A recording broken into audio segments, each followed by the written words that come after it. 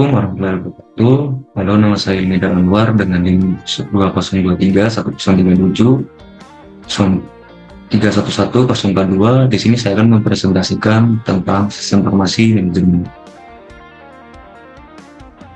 Nah, di slide pertama ada pengertian dari sistem informasi manajemen. Nah, sistem informasi manajemen merupakan sistem yang mengolah serta mengorganisasikan data dan informasi yang berguna untuk mendukung pelaksanaan tugas dalam suatu organisasi. Nah, pendapat yang lain mengemukakan sistem informasi manajemen atau SIM adalah sistem perencanaan bagian dari pengendalian internal suatu bisnis yang meliputi pemanfaat manusia, dokumen, teknologi, dan prosedur oleh akuntansi manajemen untuk memecahkan masalah bisnis seperti biaya produk, layanan, atau suatu strategi bisnis. Nah, di sini ada perkembangan sistem informasi manajemen.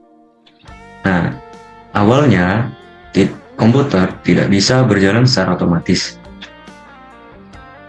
Hanya perintah yang dimasukkan secara manual. Namun sejak tahun 2000-an, sistem informasi manajemen mulai berkembang menjadi sistem yang terintegrasi dalam perusahaan dan industrinya. Sistem tersebut kemudian dibentuk dalam sistem informasi berbasis komputer atau Computer Based Information System. Nah, hingga kini sistem informasi berjalan secara terintegrasi dan berjalan secara otomatis. Di sini ada konsep dasar informasi. Beberapa konsep yaitu: 1.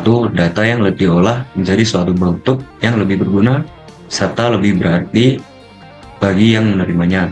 Dan yang kedua, sesuatu yang nyata atau bisa juga setengah nyata yang bisa mengurangi derajat ketidakpastian mengenai suatu keadaan atau kejadian.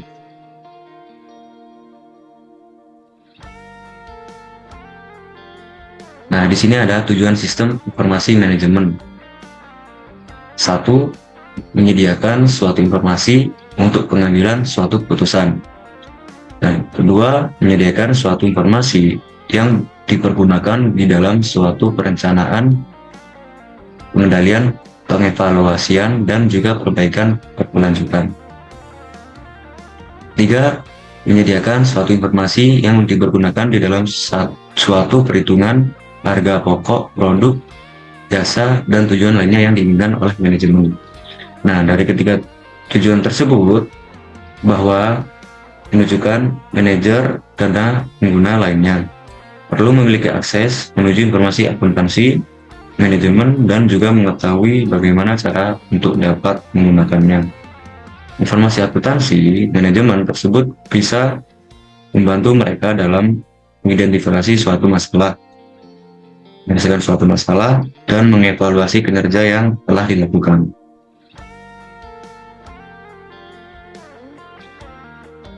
Nah, di sini ada proses manajemen. Nah, yang pertama ada perencanaan.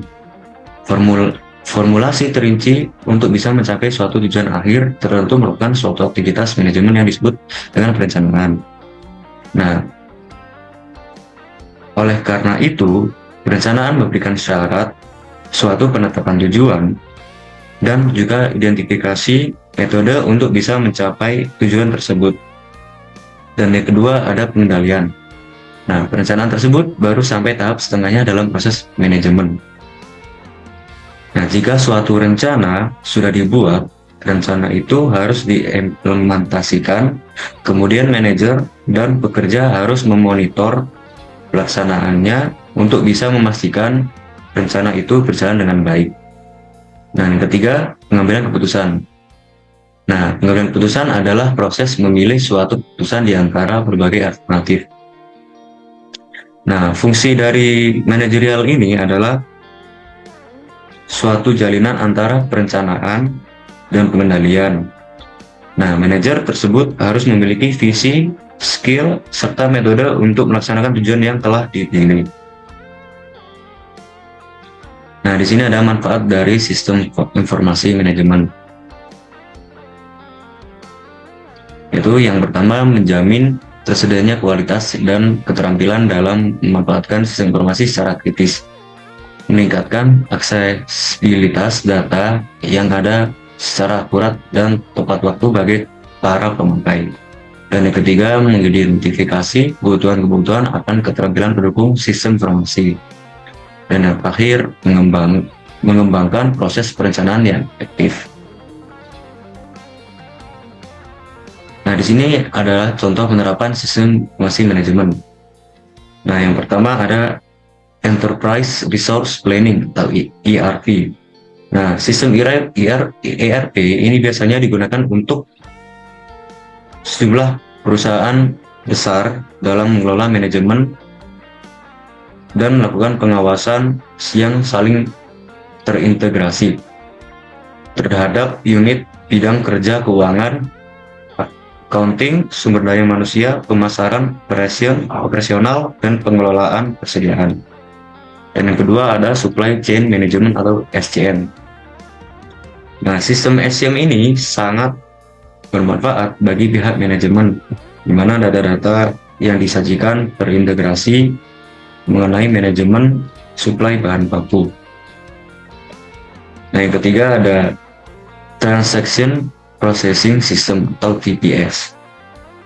Nah, TPS ini berguna untuk memproses data dalam jumlah yang besar dengan transaksi bisnis yang rutin. Nah, program ini biasa diaplikasikan untuk manajemen gaji dan inventaris. Nah, yang keempat ada Office Automation System atau BOAS. Nah, sistem aplikasi ini berguna untuk melancarkan komunikasi antar departemen dalam suatu perusahaan dengan cara mengintegrasikan server-server komputer pada setiap user di perusahaan. Dan yang terakhir ada Knowledge Work System atau KWS. Sistem informasi KWS ini mengintegrasikan satu pengetahuan baru ke dalam organisasi. Dengan ini diharapkan para tenaga ahli dapat menerapkan dalam pekerjaan mereka. Sekian dari presentasi dari saya. Bila ada kesalahan, mohon dimaafkan. Assalamualaikum warahmatullahi wabarakatuh.